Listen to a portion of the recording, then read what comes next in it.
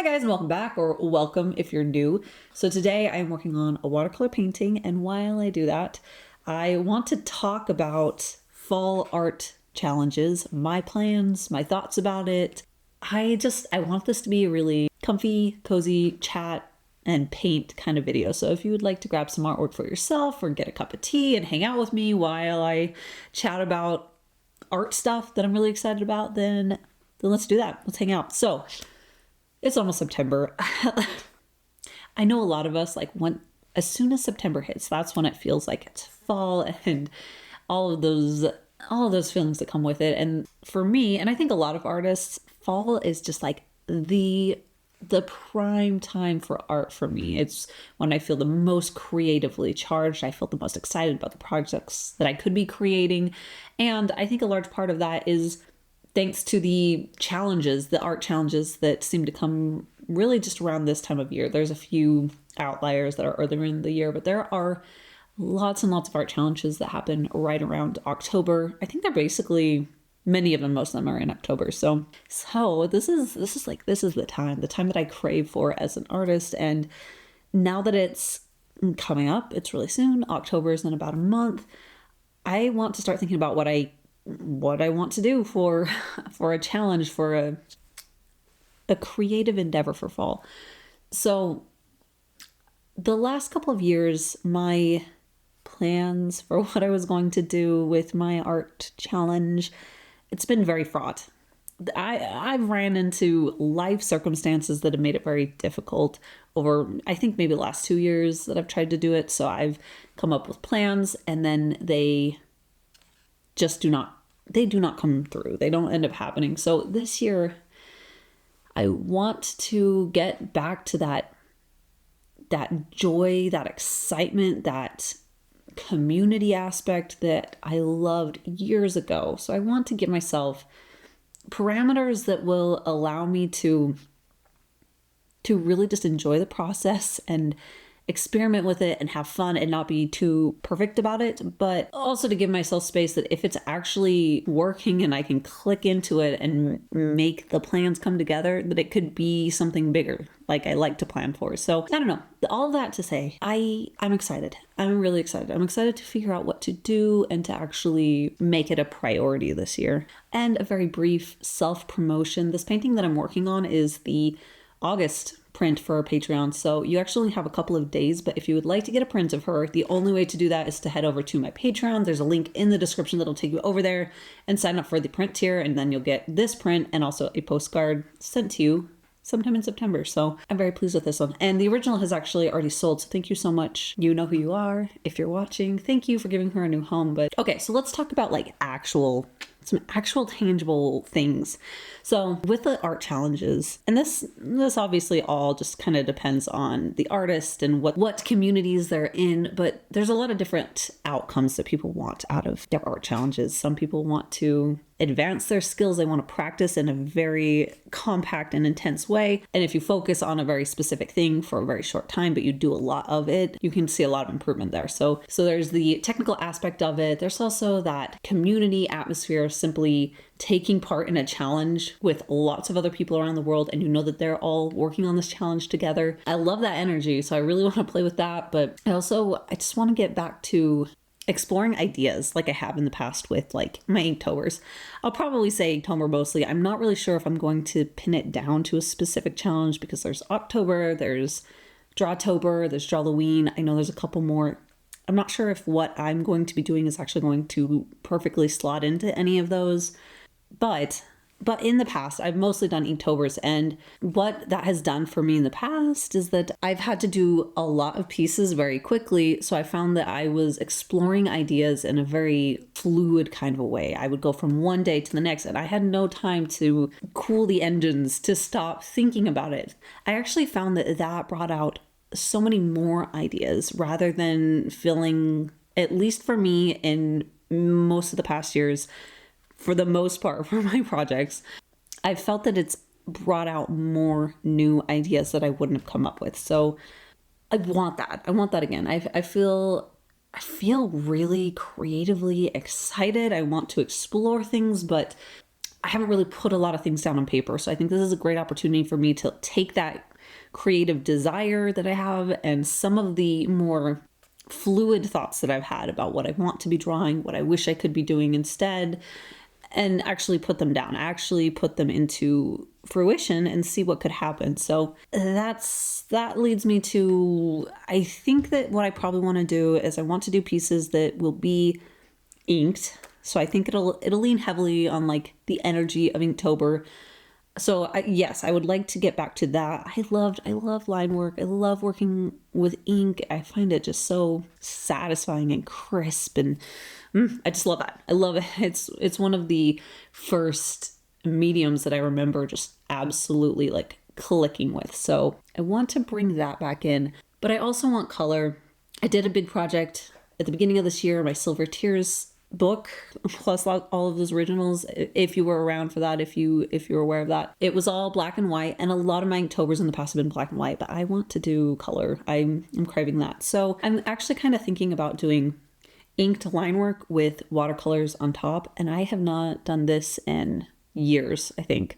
So it's been many years since I had black line work and then I incorporated color with it. I hit a point where for my finished artwork, I wanted something that could be much more connected to the colors of the piece. It could be a little bit more realistic within the line work, and I wanted it to be much more dynamic and fluid with the colors. So I moved along from that technique, that set of mediums a long time ago. It's been a really long time, but there's a lot of benefits that come from that.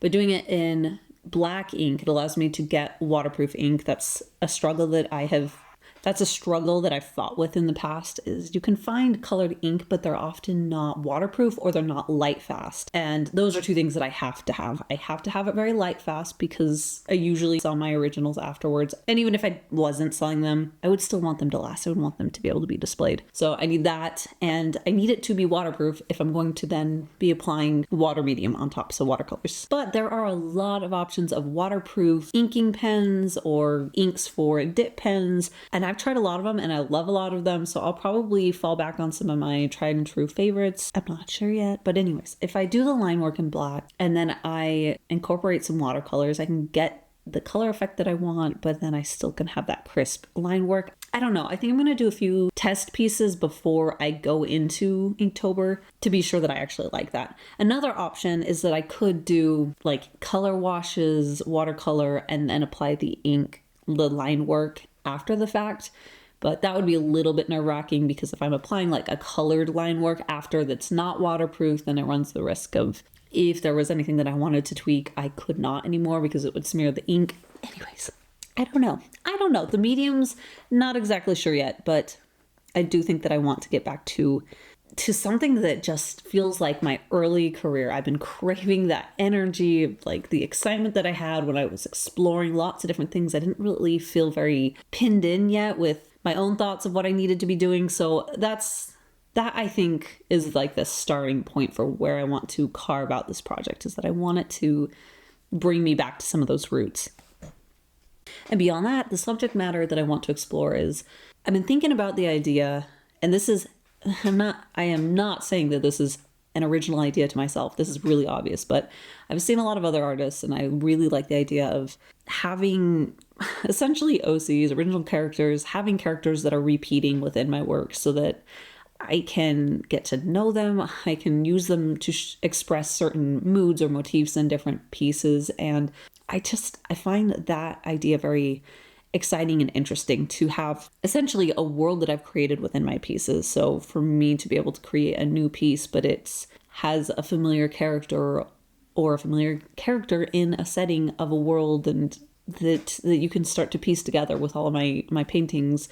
I've been craving that, something that feels like there's more of a story or an undercurrent underneath the paintings, that feel like there's something more there. And this would be the perfect first step into that, is if I'm doing all of these pieces really quickly, then I can make sure that it's like I'm exploring these characters, or I could come up with characters before I start the challenge, and then I can just explore them visually as I work on it. anyways, that I think is a key thing. I want to learn about some characters, create, develop some characters. And I also want to build the environment, the world that they inhabit. And I already have a lot of thoughts on what I would want that to be. It's the kind of feeling place that I imagine when I do most of my painting. Most of my paintings just kind of fit into this. I have an idea of what I want the environment, the world to tell, what I want it to provide story-wise to the characters. And anyways, I want to explore that. I want to explore environments in my pieces in a way that feels good. And to learn how to do environments in a way that fits with my style, with my style. So I have all these thoughts. I have a lot of thoughts. I'm not exactly sure how it's going to come together or exactly what like specific parameters I'm going to give myself, because I do really strongly believe in giving yourself limitations. I mean, many artists say this, many creatives say this, but adding limitations, it really just opens you up to be more creative. It takes so many things off the table, so you're forced to go much farther with what you do have. So there will be limitations that I'll give myself, and I'm going to write them down pretty clearly. And I think that I'm planning on, not I think, I am. I'm planning on getting sketches done in September, and then in October I can actually ink them, create them, finish them. I think that that'll be the gentlest on my schedule, that I'm still fighting against, still getting it figured out, but I'm ready to take on something more time consuming that takes more dedication. It's time that I get back to that. So yes, I think splitting it up into 2 months, but 1 month is like the core challenge month, I think will be ideal for me. And I know that this is just like one more weight on top of it, one more extra challenge, but I would really like to do it in a way that would allow me to turn it into a project. And I have in my head, I already know what I'd want it to be, how I'd want it to come out in fruition. So I'll probably talk more about that in the future. And I know that that's like just really putting a lot of the pressure on top for myself, but I like doing that. I like doing big projects. I like having a final form for the project. So yes, stay tuned. Hopefully, I don't want to like express it here and then fall through with it again. I mean, that's what happened last year and it was very frustrating for me. So I think I'm going to keep that in my back pocket. I will say that I want it to be a project that becomes a thing that you as the viewer could partake in a very particular way. Wow, that sounds really obscure. The point is, I have more weight that I want to put on it, but we'll see if it can become that. I'm going to allow myself some forgiveness if it doesn't, but I feel so excited and so ready to move into that again. So we'll see. There may be a Kickstarter like I have done in years past. Over many years, I should say. There have been lots of years where I've done the Kickstarters. There have been a lot of years where I've done Kickstarters for my October projects, and I'd like to do it again. I love that. I love being able to watch my artwork become something real and tangible, and I love the community of people coming together around that project. It's something that I'm really grateful for in the past, and I'd like to potentially turn this into something. So that's a lot of vagaries. So I think we're going to go ahead and say that that's it for today. So don't forget, the print of this piece, Sad Song, that's the name of the piece, is going to only be available as the Patreon print for August. So make sure that you are signed up for the print tier by August 31st over on my Patreon. There's a link in the description. And so thank you guys so much for watching. Stay tuned for more art content, for more art talks. I'm really excited to show you what I'm formulating in my mind. So I will see you guys later. I hope you have a wonderful day.